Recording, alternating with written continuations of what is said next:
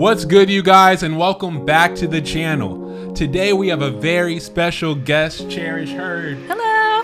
And she is a practicing therapist in psychology, but her favorite title is My Baby Cousin. And we're going to be talking about all things binge eating. Let's get into it.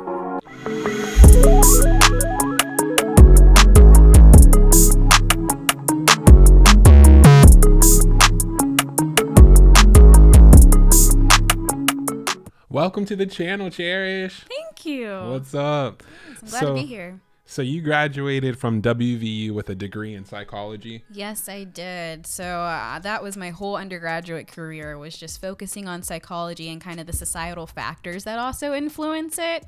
So environment is definitely a big piece of mental health. Okay. And now you're in your doctorate program, correct? Yes. So I am at an APA accredited, so that's American Psychological Association accredited doctoral program. I'm doing clinical psychology with pediatric patients, as well as some of the community organization things that we have going on there. So I'm really excited to really get to share with you all today a little bit about my training. While I'm not licensed yet, I'm in training to get licensed. I'm still a practicing therapist, and so I'll be able to share the tips of things that you can do to ensure that you have some good mental health throughout your life journey. Yeah, that's why I thought you would be the perfect person to discuss binge eating today. Yeah. Do a little deep dive. So what is binge eating and what are some characteristics of it? Yeah, so binge eating disorder is really it's a big battle, is what I like to describe it as. It's kind of like a mountain that people are facing, because it's not falling into the categories of the other eating disorders of like anorexia nervosa. It's close to bulimia. It's very close. So sometimes that distinction can be hard for therapists to be able to diagnose. But what it's characterized as is this loss of control. And so that's very different from anorexia nervosa, in the sense of people are experiencing this complete loss of control over their eating. They don't know, they're not really aware of what's happening when they're doing it. Usually stemmed by stress or some other characteristic. There can be, we're all predisposed to certain genes and certain triggers. And so it could be any stress trigger that really induces this, I guess, if you will, this, what's the word I'm looking for? This, like the need to fulfill it? yes, there we go. Thank you. Thank you. This desire, if you will, to fulfill this craving. And there's often people engage in it when they're not even hungry. Mm-hmm. It's just because they have this loss of control and really have this extreme stress on them, and they're trying to fulfill that need. Mm-hmm. And so different times people will wake up and whole cabinets will be empty of food. Something that people will buy for parties. They'll have a whole lot of food that they bought for about 50 people, and it'll be gone within 2 hours.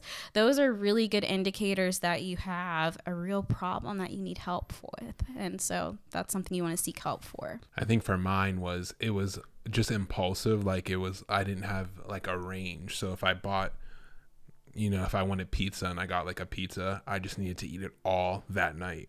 I don't know why. I just felt like I'm more impulsive for me. So just like, and like you said, you're not even hungry some of the times, but you just feel the need that you need to eat it all right now. And then you feel like sick afterwards. Yes. And I gave some extreme examples, but that's a great example of we consider it as a spectrum. So you can be on the lower end of that spectrum, where it's something simplistic like a whole pizza, or you're not hungry, but you're still finding yourself you look and it's gone. Mm-hmm. You don't know where it went or why you're eating it, but it's just because of all that stress. You don't really know what's happening. Mm-hmm. And that's the distinction from anorexia nervosa, where people are trying to have that control. That's one of the main characteristics of anorexia nervosa, is having that control to either restrict, or it could be the non-restrictive type, where you're just engaging in exercise activity. But the difference between binge eating and bulimia, because with bulimia, people are binging as well. They're eating a lot of food. They have this loss of control. With binge eating disorder, there's no compensatory factors. So you're not trying to work out to lose the weight, or an excessive amount, or trying to do some other compensatory behaviors, such as like vomiting, or taking laxatives, things like that that are very unhealthy as well. Well, so speaking of that, what are like the dangers of binge eating? Yes. So this is very, very, very unhealthy for your body. It can get pretty extreme. So again, it's a spectrum. Okay. So, and this is impacting again, about 1.2% of our population. That sounds small, and that's in the US alone. Sounds small, but that's actually a really large amount of people. That's according to the National Institute of Mental Health. So it's a real problem in our nation. And the question that you were asking me is basically, what are some of the impacts it can have on your individual life? Now, that's how it's impacting our nation, but individual life experiences, a lot of times people can feel isolated. And that isolation can bring on any number of other mental health factors, such as depression, suicide, suicidal ideation, even, you know, some other factors of just making sure that you're not involved and engaged with others, anhedonia, all of these things of, and by anhedonia, I'm just meaning like lack of pleasure, lack of that true engagement with other activities that you typically enjoyed. And so that's one side of things. But the other side of what it can impact is just your physiological aspect. It can really make you, anytime a weight is fluctuating, it can cause weight to fluctuate. That's super unhealthy for the body. The body can't keep up, right? Our bodies will have a system, and we have cycles. And within that cycle, the body's used to what? Eating, consuming, distributing, burning. And when that cycle's disrupted, the body's kind of scrambling with what to do. It can cause fat to build up. It can cause you to be unhealthy with cholesterol. All of these different factors really set in because the body's not doing its normal cycle, and it's kind of striving to do that normal cycle. Obviously the weight gain, and which for me brought diabetes, and so that brings you a whole other slew of problems.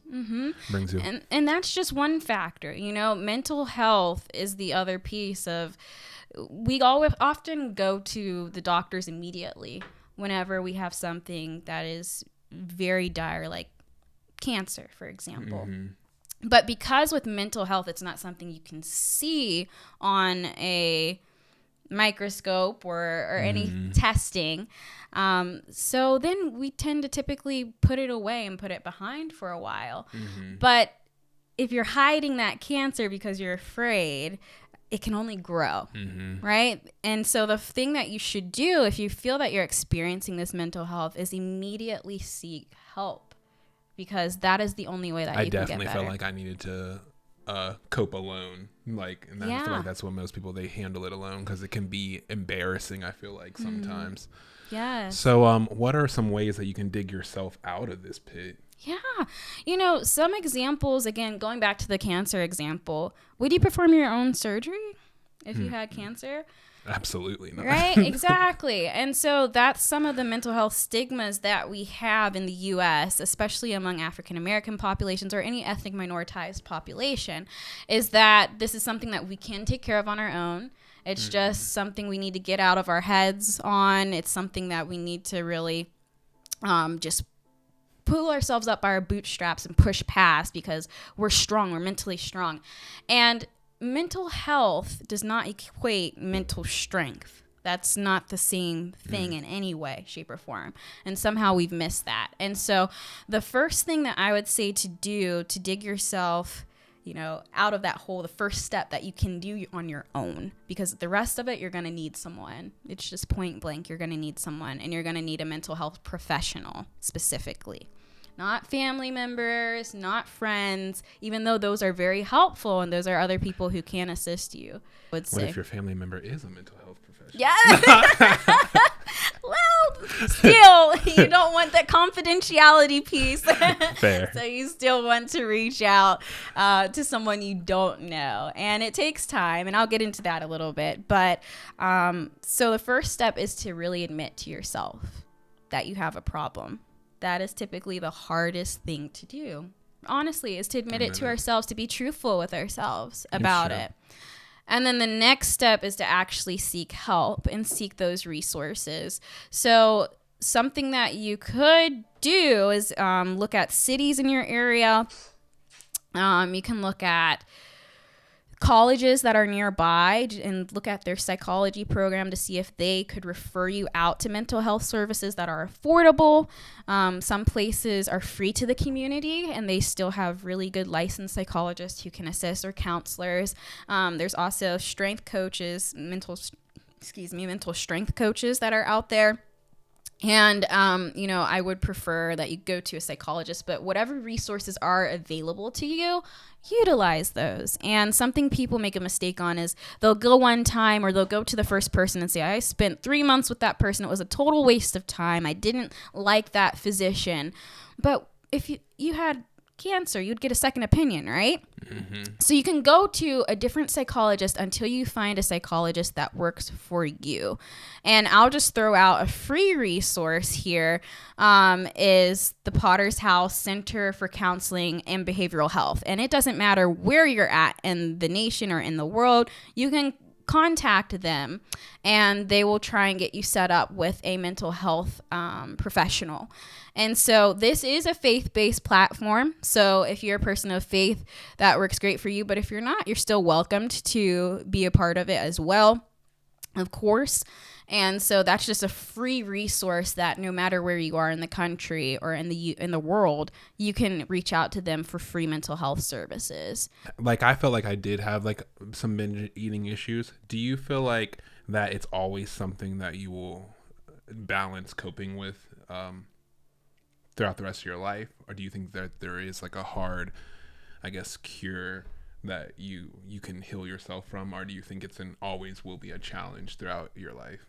Yes, that's definitely based on individuality factors and intersectionality of those individuality factors. So, on the individual basis, you may see some people who that is a constant struggle and others where it's not. What I can say is that having coping skills and coping resources that we're not taught on the everyday basis, and we don't learn this or acquire this generally from our parents, from school, anything like that, are in these mental health service centers. And that is what you can utilize to help you no matter what stage you are or what side you are on the spectrum of this individual battle.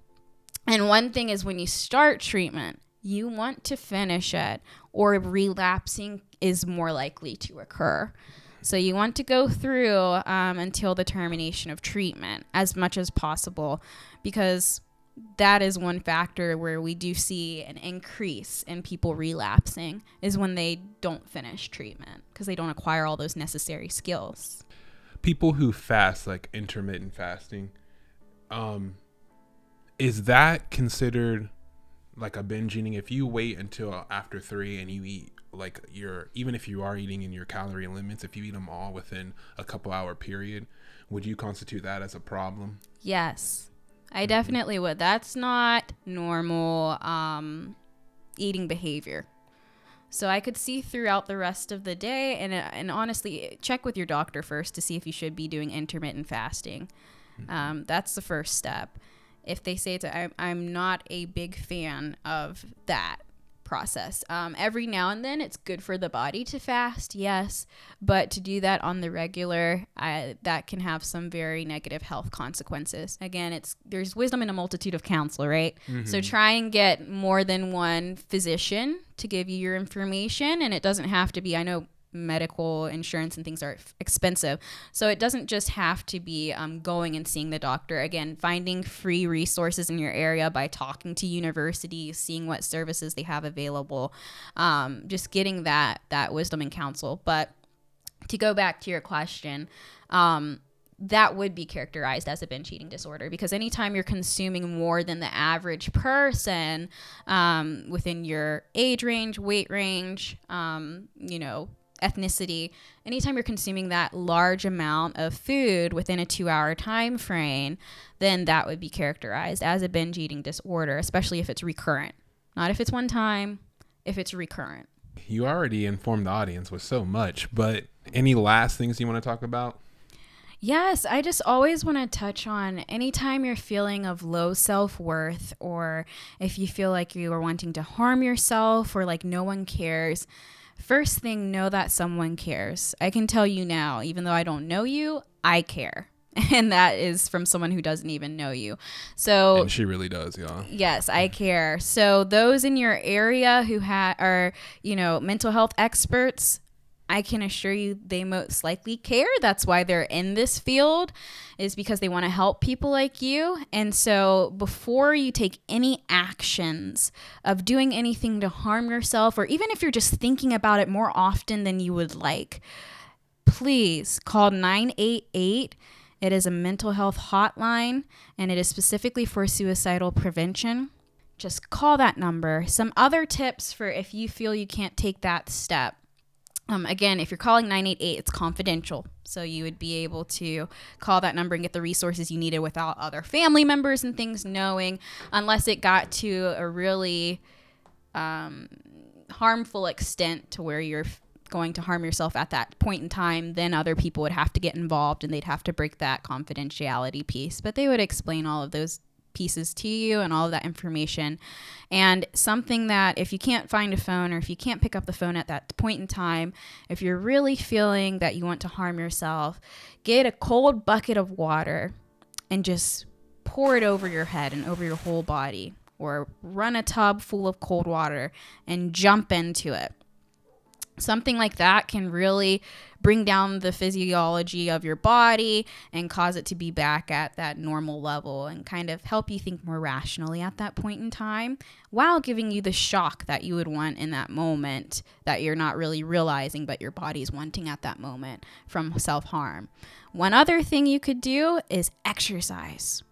If you're feeling like harming yourself, you can get so many great exercise tips from this guy. I mean, incredible. So just really do 50 jumping jacks in one setting. Something so simplistic, but will be an extra barrier between you and ending your own life. Well, Cherish, thanks for coming on the show today. You Of informed the course. audience so much. Yes. And if you want to it. see more of her, comment down below some other topics you want her to discuss, if she will come back. And you can check her out on, what's your Instagram? It is twin_beauty_19. That's my handle. Yeah, and she's modeling, acting on there, guys. I really like you guys. You and your sister's page. I think we gotta drag your sister on the channel soon. Yes, she would love to be here. Truly, that's what we do. All right, you guys, and thank you for tuning in today. As always, if you like this video, give it a thumbs up. Give 2, one for me and one for Cherish. And follow me on all my social medias. I have Twitter, Instagram, TikTok, all at New Life Fit 101. And as always, I will see you next week.